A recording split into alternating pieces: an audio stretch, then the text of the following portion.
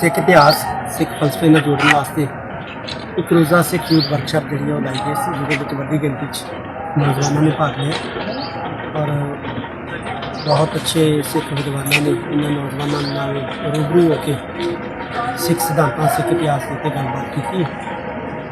ਸ੍ਰੀ ਅਕਾਲ ਤਖਤ ਸਾਹਿਬ ਜੀ ਦੀ ਸਰਪ੍ਰਸਤੀ ਦੇ ਵਿੱਚ ਇਹ ਜਿਹੜੀ ਇੱਕ ਰੋਜ਼ਾ ਵਰਕਸ਼ਾਪ ਲੱਗੀ ਹੈ, ਇਹ ਕੰਟੀਨਿਊ ਜਿਹੜੀ ਹੈ ਇਸੇ ਤਰ੍ਹਾਂ ਹੀ ਜਾਰੀ ਰੱਖੀ ਜਾਏਗੀ ਆਉਣ ਵਾਲੇ ਸਮੇਂ ਦੇ ਵਿੱਚ।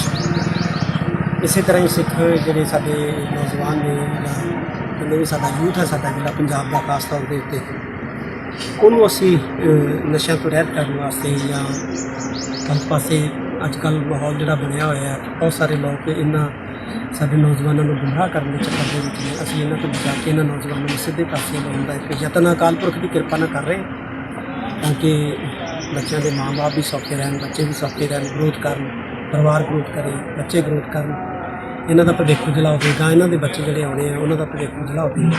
ਇਹਦੇ ਲਈ ਅਸੀਂ ਕੰਟੀਨਿਊ ਜਿਹੜਾ ਇਹ ਵਰਕਸ਼ਾਪਾਂ ਜਿਹੜੀਆਂ ਉਹ ਲਗਾਉਂਦੇ ਰਹਾਂਗੇ, ਜਿਹਦੇ ਵਿੱਚ ਸਿੱਖ ਇਤਿਹਾਸ ਸਿੱਖ ਫਲਸਫੇ ਦੀ ਜਾਣਕਾਰੀ ਜਿਹੜੀ ਹੈ ਇਹਨਾਂ ਨੌਜਵਾਨਾਂ ਨੂੰ ਦਿੱਤੀ ਜਾਏਗੀ। ਕਿਉਂਕਿ ਅੱਜ ਜੇ ਨੌਜਵਾਨਾਂ ਨੂੰ ਬਿਹਤਰ ਜ਼ਿੰਦਗੀ ਜਿਉਣ ਦਾ ਤਰੀਕਾ ਜੇ ਕੋਈ ਦੇ ਸਕਦੀ ਹੈ ਵਿਚਾਰਧਾਰਾ, ਕਿ ਉਹ ਕੇਵਲ ਤੇ ਕੇਵਲ ਗੁਰੂ ਨਾਨਕ ਸਾਹਿਬ ਦੀ ਵਿਚਾਰਧਾਰਾ ਹੈ। ਅਸੀਂ ਗੁਰੂ ਨਾਨਕ ਸਾਹਿਬ ਦੀ ਵਿਚਾਰਧਾਰਾ ਦੀ ਗੱਲ ਕਰਨੀ। ਵਾਹਿਗੁਰੂ ਜੀ ਕਾ ਖਾਲਸਾ, ਵਾਹਿਗੁਰੂ ਜੀ ਕੀ ਫਤਿਹ।